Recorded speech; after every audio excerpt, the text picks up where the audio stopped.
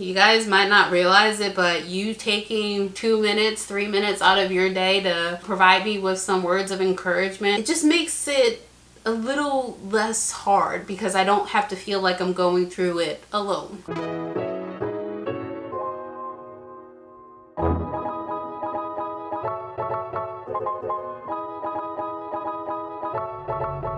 Hey guys, and welcome back to our channel. It has been some time since I last recorded, and I did tell you guys in the last video that I didn't know how much time I would need off, but I have taken some time off just to myself and stepped back away from pretty much everything.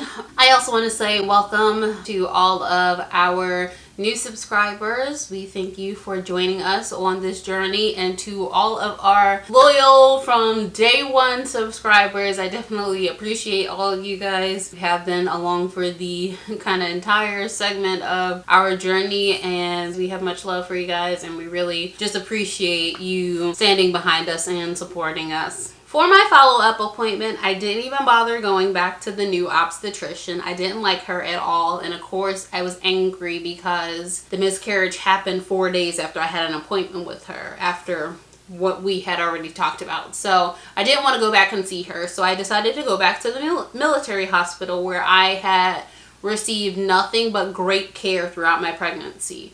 I cannot stress that enough. The military doctors did everything that they were supposed to do. They did a very good job at just treating my case with caution and being very thorough. So I thought that that was the best place for me to be seen and continue to be seen after I was no longer pregnant, and to take on my follow-up care. So I went back to see my old doctor. Of course, he gave me his condolences, was very sincere. He's a very compassionate man, and I went ahead and thanked him, because I think had I had to go into the DNC with a different doctor, like, I would have been an emotional wreck and just very anxious. Yeah, this makes sound kind of weird, but me and my doctor, we have a very good doctor to patient relationship. He will sit back, evaluate, he will listen to my concerns, he will answer any questions that I have. He is very humble, very compassionate, and just a very nice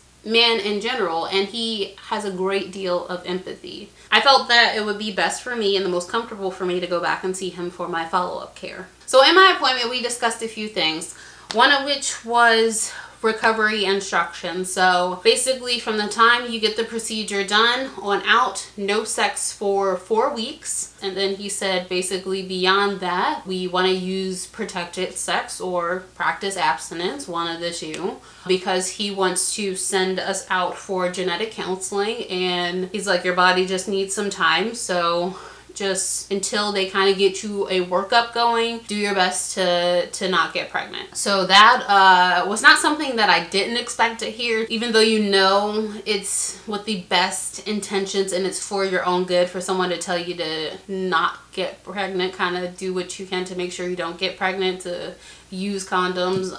It was a little bit like, like it just kind of put the nail in the coffin, so to speak, and like it just really sunk in at this point that our journey might be kind of at a halt, and we don't know like what that halt necessarily means. So that's definitely not what I wanted to hear. I didn't want to hear him basically say like, you guys can't try again after this no sex period. So his recommendation is to send us out for genetic counseling, because every time they look at or have looked at my anatomy, I have gotten numerous pelvic exams over the last few months, and also with my ultrasound. You guys only seen smaller clips of those, but I was in the ultrasound room for most of the time an hour, and they were looking just sometimes even just at my anatomy alone. So as far as my anatomy goes, they haven't found anything. They don't think there's anything physically wrong that they can see. I've asked about, you know, just how my cervix looks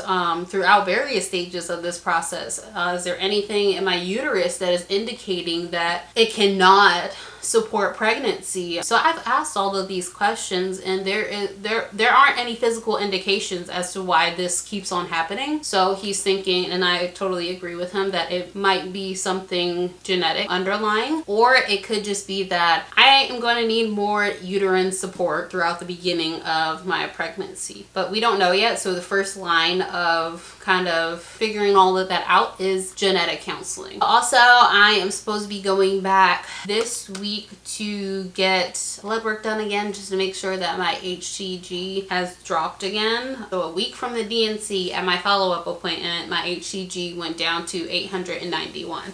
So he was basically like, we're not going to check it from week to week. Let's wait 2 weeks, and either this week or next week I will go ahead and go in again to get my HCG checked. Yeah, so hopefully it'll be down to 0. Our journey has kind of taken a different turn now. We have to kind of rework things and come up with a game plan of what we're going to do, and hopefully I just find the right set of doctors and the right care team to help us do that, so that we can finally achieve and maintain pregnancy and see it all the way through to our healthy rainbow baby. That is the ultimate goal of all of this. It's definitely been very frustrating. Like I said, this was my 4th pregnancy, and it's frustrating. It's frustrating to feel like your body is just not doing what it's supposed to do. But it is what it is. Like, these are the cards that we've been dealt. This is the path that was laid at our feet. So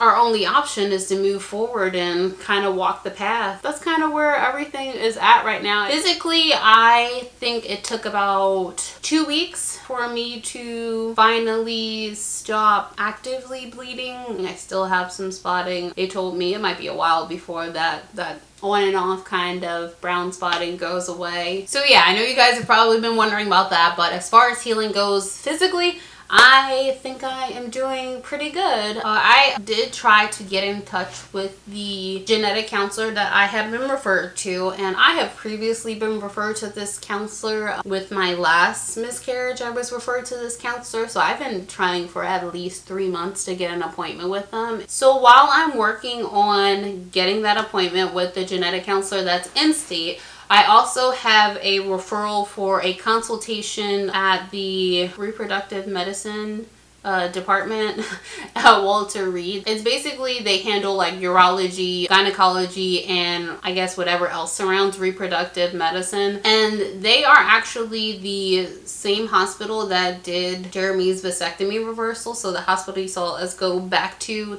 get his reversal results. They did his reversals, and they also do IUIs, IVFs, ICSI, all of that stuff. They do it all. They're a research hospital, and they have a fertility clinic that is attached to their hospital. So I will be making that appointment. No, it's not the most convenient place to go because it's 5 or 6-ish hours depending on traffic. It's more like 5 hours. It's like a 5-hour drive for us to actually get there, so it's not the most convenient, but I'm hoping that because they are such a great medical facility that they will be able to assist me in getting to the bottom of things. I'm sure they'll be able to do a full workup with checking my eggs and my ovarian reserves and my estradiol, all that type of stuff. I'm pretty sure they're going to be able to do all that. So yeah, trying to get all these appointments set in, guys, so that we can get some answers and a different plan of action, something that's gonna lead me to success. That's all I can really hope for at this point. I just want answers. I know I have touched on how I'm doing physically, and I do want to talk to you guys and share a little bit about how I'm doing emotionally and how I'm handling things and how my healing process is going. But I want to do that in a separate video so that I can just kind of work all those things out. And I'm also going to be putting out a video for what exactly the plan is for our fertility journey going forward. We're definitely still going to be doing videos in the meantime. I have some other content that I have been wanting to get around to for a while that just touches more on like me and Jeremy and just different things about our relationship and how we function as a couple. That will be also coming during the time where we have to kind kind of take a mandatory break from trying to conceive. But I hope you guys will still stick around with us. Definitely know that our fertility journey is not over. I definitely don't want anyone out there to think that we're giving up, because number one, it's not in my blood to give up. I set my mind to something and I'm going to do it and I'm going to get it. That's kind of how it works for me. So I'm not a quitter or any way, shape, or form. And Jeremy's not a quitter either. So our journey is not over. It is taking a turn that we didn't expect, but I still feel like we're going to get our baby in the end. It's important sometimes for me to keep in mind that this is only one season. This is just a season and it's gonna pass, and it's important for me to grieve through it and process my grief properly, and ultimately it's gonna pass and we are gonna have brighter days and brighter times, and we're gonna eventually have these babies one way or another. We are gonna get these babies. So I'm gonna leave it at that. I feel like I have been talking for long enough, but I did want to come on here and give you guys an update and let you know what's going on. So I definitely appreciate you guys sticking around to stay with us. The road is very difficult right now, but we appreciate just all of your support, and it definitely helps. You guys might not realize it, but you taking 2 minutes, 3 minutes out of your day to comment on a video, or provide me with some words of encouragement, or just tell me that you're praying for me, or you're rooting for me, or rooting for us, it just makes it a little less hard because I don't have to feel like I'm going through it alone. So thank you guys again. If you like this video, go ahead and be sure to give it a thumbs up. If you are not already subscribed, go ahead to follow our journey, because we are going to get this baby. In case you didn't hear it the first couple times I said it, we are going to get this baby. So be sure to stick around so you can follow our journey to our rainbow baby number 1.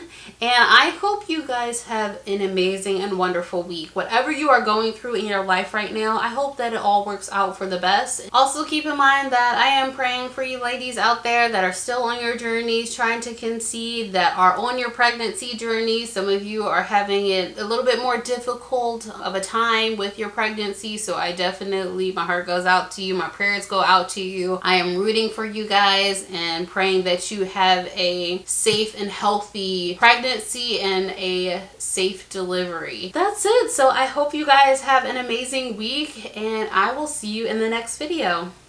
Bye.